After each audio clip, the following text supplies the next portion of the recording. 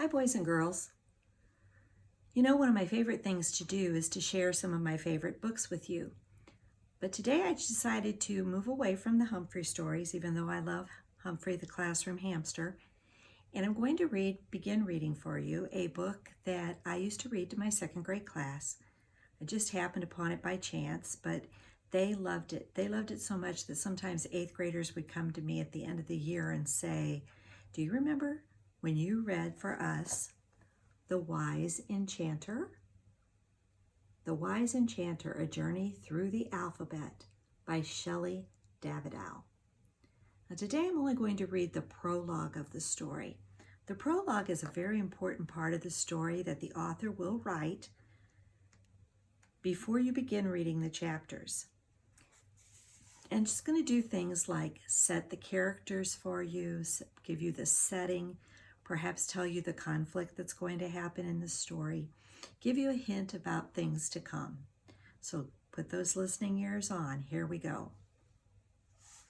Once upon a time, on a magical island that could be reached only sometimes and by very few people, lived a wise enchanter, old and as wise as the sky.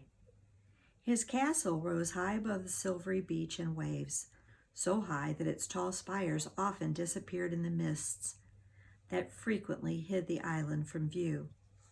Maybe you saw that on the cover.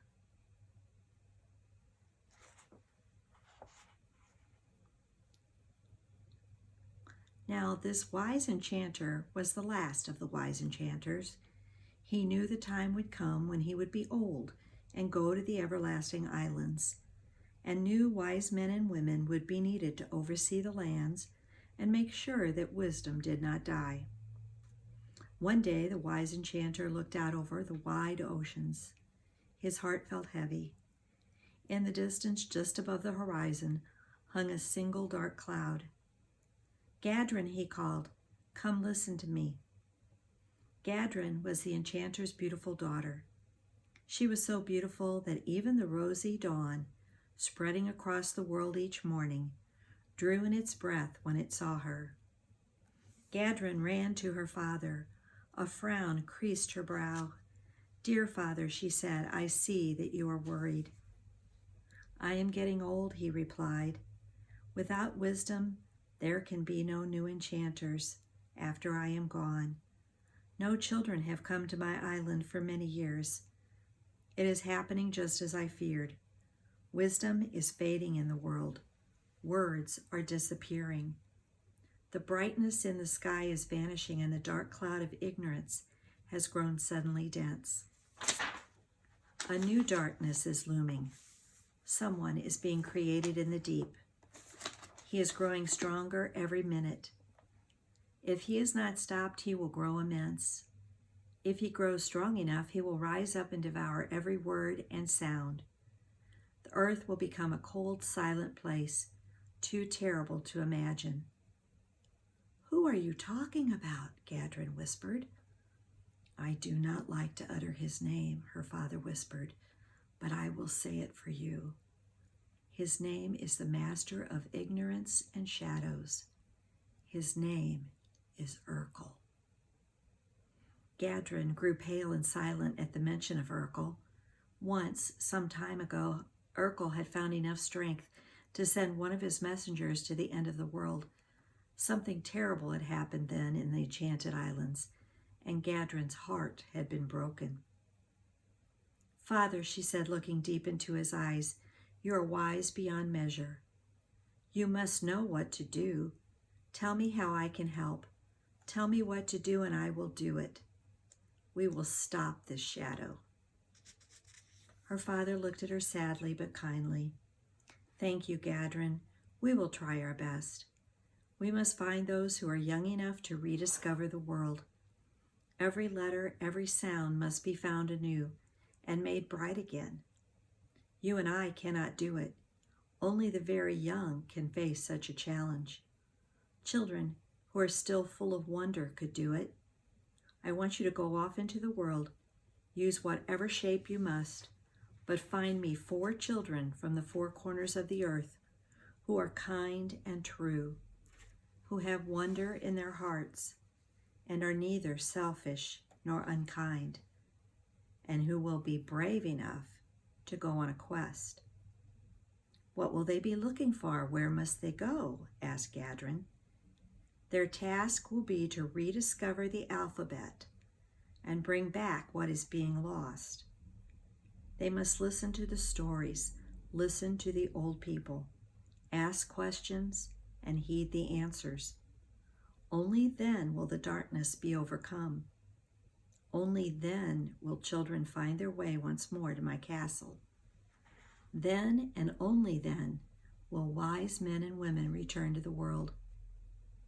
We will have to use many kinds of magic, and yet we are quite powerless to stop this darkness ourselves.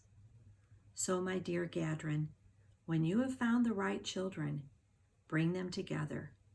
Listen to the questions in their hearts, for they must be full of questions. Then help them begin their journey. Every letter they learn and love will bring them a step closer to the enchanted islands. Every time they learn something new, the world will grow lighter and the sun brighter.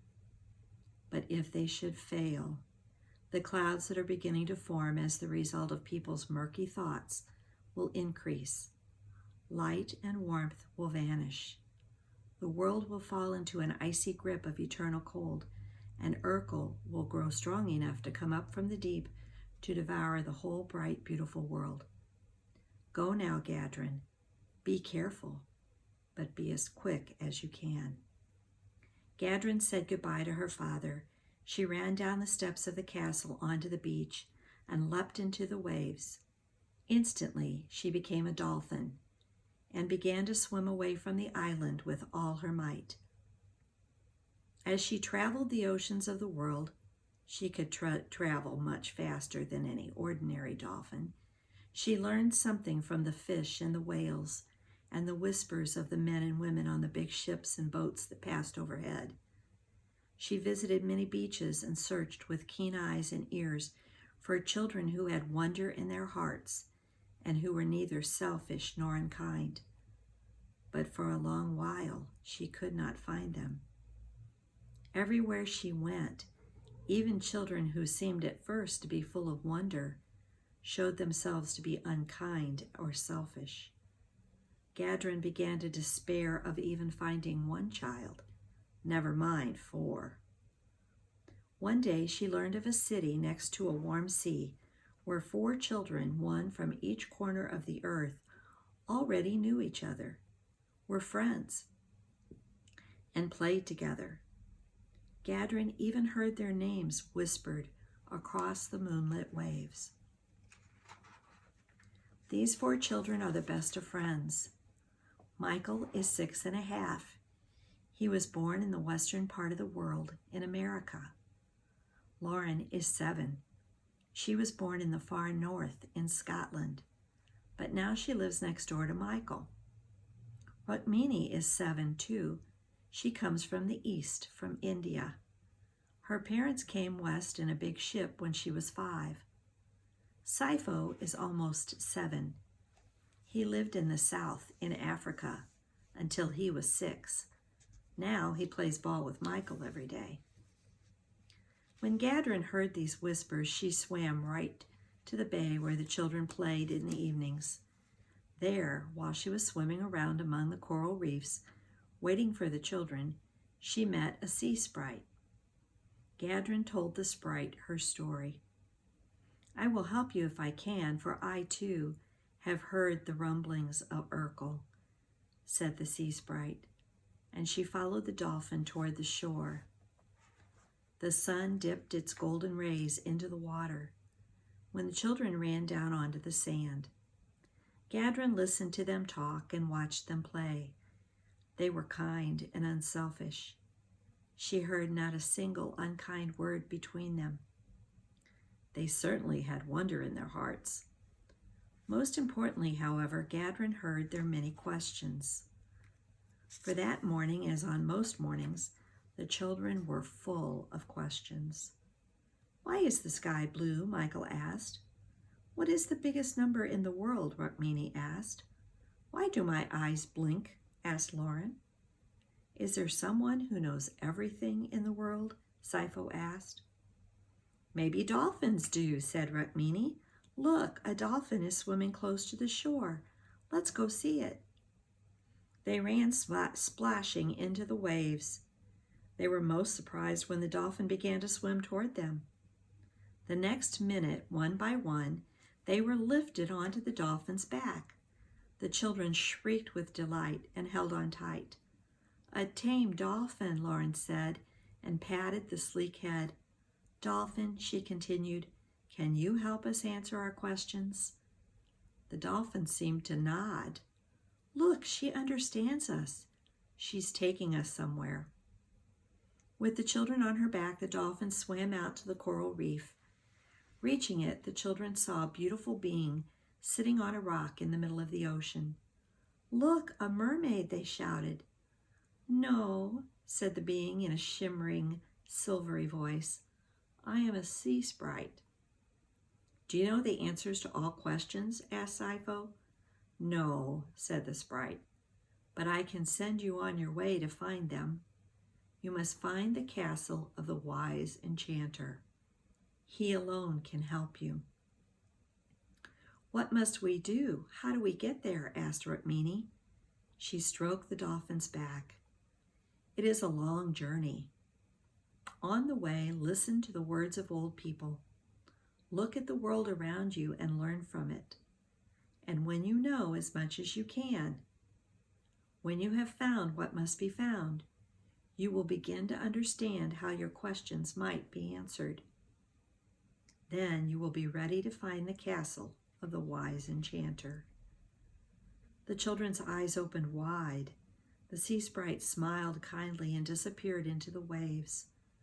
The dolphin leapt and turned around in the waves and hastened back to the shore. She lowered herself down and let the children slide off her back. Each child stroked her shiny skin, and then Gadrin waved goodbye with her tail. Come, said Lauren, bounding out of the sea. We have to listen to the stories of old people and begin our journey as soon as we may. As soon as Gadrin heard this, she spun around in the water and sent a shower of sunlit droplets into the air. Then she swam back to her father's island as fast as she could to tell him what she had found. Well done, my child, the wise enchanter said. And now we will wait and watch the sea and the sky.